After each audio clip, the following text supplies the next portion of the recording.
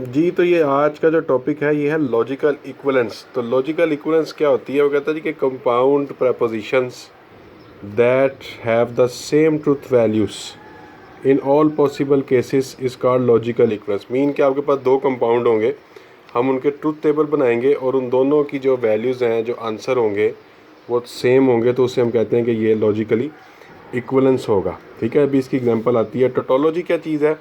वो कहता है a compound proposition that is always true.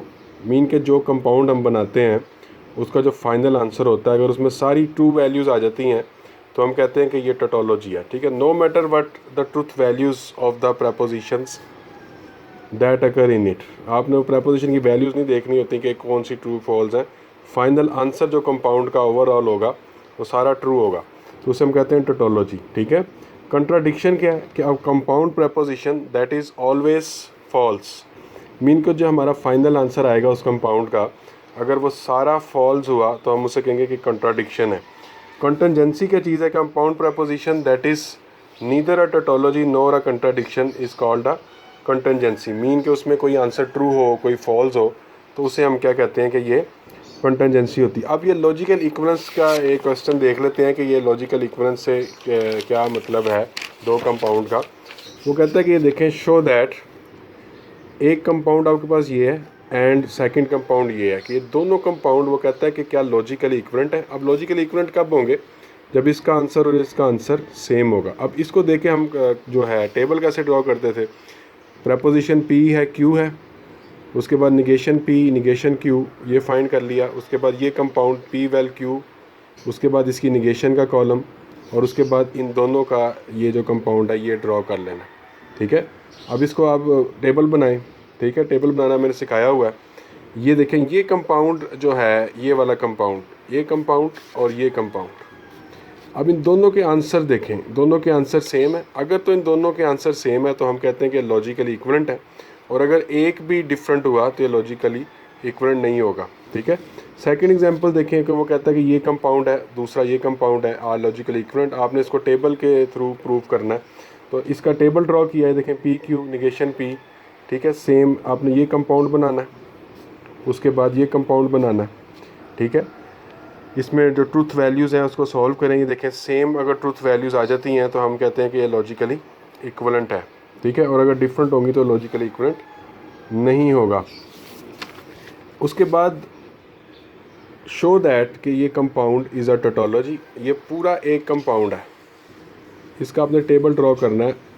ठीक है, अब इसमें देखें दो आपका पी क्यू है, उसके बाद हम पी एंड क्यू बनाएंगे, फिर पी वेल क्यू बनाएंगे, और उसके बाद फाइनली ओवरऑल कंपाउंड ये आपके पास आ जाता है। तो इसका जो आंसर आएगा वो सारी वैल्यूज़ अगर ट्रू हैं तो वो टोटोलॉजी है, और अगर उसमें कोई फॉल्स आ जाता है तो फिर वो टोटोलॉजी नहीं होगी।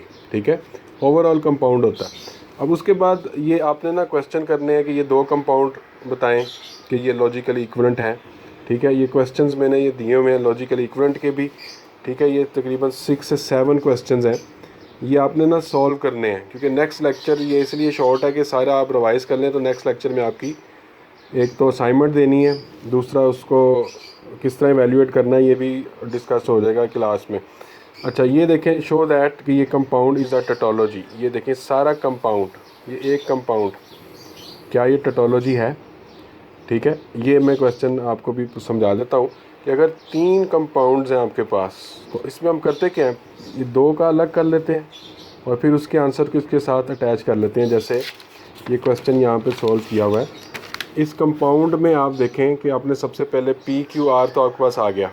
ठीक है, पी कंडीशनल क्यू अलग होगा, पी कंडीशनल ये क्यू आर अलग होगा और ये अलग होगा। ठीक है, फाइनल कंपाउंड में जो इसमें क्वेश्चन है वो क्या है कि इन दोनों का सबसे पहले एंड फाइंड करना है। ठीक है, तो सबसे पहले आप इन दोनों का ये एंड फाइंड कर लें। ठीक है, फिर इन दोनों के आंसर का फाइनल जो उसने किया हुआ है कि इसके साथ कंडीशनल फाइंड करना है, कि इस सारे आंसर का जो इसके साथ लास्ट वाले के साथ कंडीशनल फाइंड किया हुआ है वो ये होगा। पहले दो फाइंड कर लें, फिर इसका ये वाला फाइंड कर लें। तीनों इकट्ठे ना फाइंड करें, उसमें फिर प्रॉब्लम हो जाएगी। कि पहले तो इन दोनों का एंड फाइंड कर लें, फिर इसका जो आंसर आएगा, ये इसका आंसर आ गया, इसके साथ इसका कंडीशनल फाइंड कर लें तीसरे का, ठीक है, मीन के इस तरह कंडीशनल। ये एक क्वेश्चन एक बच्चे ने किया था। अब देखें कंडीशनल फाइंड कर रहे हैं, ये वाला कंपाउंड एक्चुअली पहले है लेकिन टेबल के अंदर बाद में लिखा हुआ है, तो वो मैटर नहीं करता कि टेबल में वो कहाँ पे लिखा हुआ है, ठीक है।